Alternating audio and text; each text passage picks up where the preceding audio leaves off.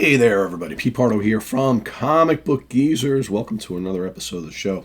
I've been wanting to bring you guys some more videos this week, but I've been sick all week, and I've been losing my voice the last 2 days. I got some really cool stuff planned for you guys, and I know when Bill and I get together again in the near future, we got some cool stuff planned. But I wanted to get you guys a video today because we've got Sea Tranquility Fall Fest is happening today for those of you who follow both channels. And Craig Kaminski, my good buddy Craig Kaminski, is in town. And he actually was very kind to bring me a little Christmas present. Thank you so much, Craig. You are the man, as always. And he brought me a small stack of comics of things that I have been looking for that he was able to find locally.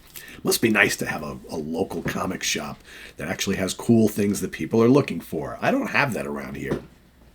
There's no local comic shops of real interest right in my immediate area. There's some I can get to that I have to travel to that are 40 minutes away, an hour away and stuff. But I have nothing within the close driving area that I can just pop in and say, oh, you got that issue of Avengers, 43. I need that. Ooh, yeah, great. That's no places like that. So anyway, Craig, I saw Craig last night. He and I and a bunch of the Sea Tranquility folks went out and had dinner. I'll see him in just a little bit today. The Wild Bill will be there as well, right? So it's going to be a fun day today. But anyway, I wanted to show off what Craig brought me here. So he was able to get me some stuff here that fills in some horror and monster book holes. So he got me issue number 3 of Chamber of Chills. Look at that thing on the roof, because you never know when you get something with giant tentacles that is on the roof. Although that thing doesn't look like he's on the roof. It looks like he's below the roof. But anyway, very cool. This is issue number 3. I needed that. Very cool. How about issue number 6 of Crypt of Shadows? Look at that. Looks like a Gil Kane cover to me. In fact, I think, I'm not sure if that one is. This definitely looks like Gil Kane. Issue number 6, Crypt of Shadows. How about issue number 7? This is definitely a Gil Kane cover, I believe. Yeah, it kind of looks like it might be a Johnny Romita, too. This is issue number 7 of Dead of Night. 13th floor. These books are so much fun, even though most of them are filled with old monster and horror and thriller reprints from the 50s and early 60s. It doesn't matter. It's just really fun stuff. Dead of Night, number 7. How about issue number 17 of Vault of Evil? More cemetery creepiness. Look at that. The skeletal figures coming from beneath the dirt. Very cool. No man escapes alive from the Vault of Evil. Very cool. How about issue number 22 of Weird Wonder Tales? So this one's a little later on. This is 1977. Those other ones were all early 70s. Dr. Druid falls victim for the most fearful fate of all, the world below. Great cover on that. Weird Wonder Tales was more like sci-fi type stories as opposed to these, which are more on the horror end of things. Very cool. And then, let me get these in some kind of order here first before we start talking about them.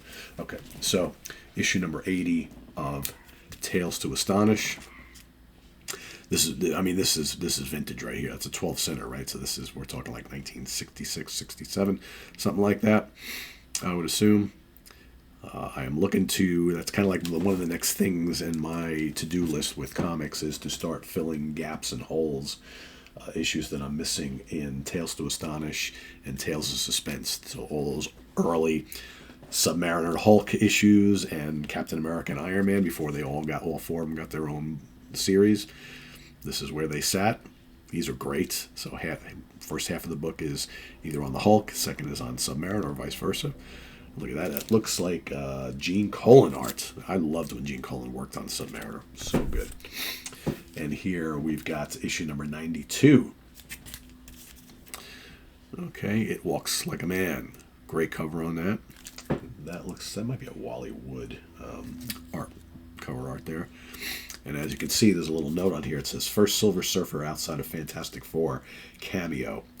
So that's probably showing up in the Hulk issue, because I believe, isn't that worth the issue right after this, where Hulk and Silver Surfer go at, if I remember correctly. So very, very cool.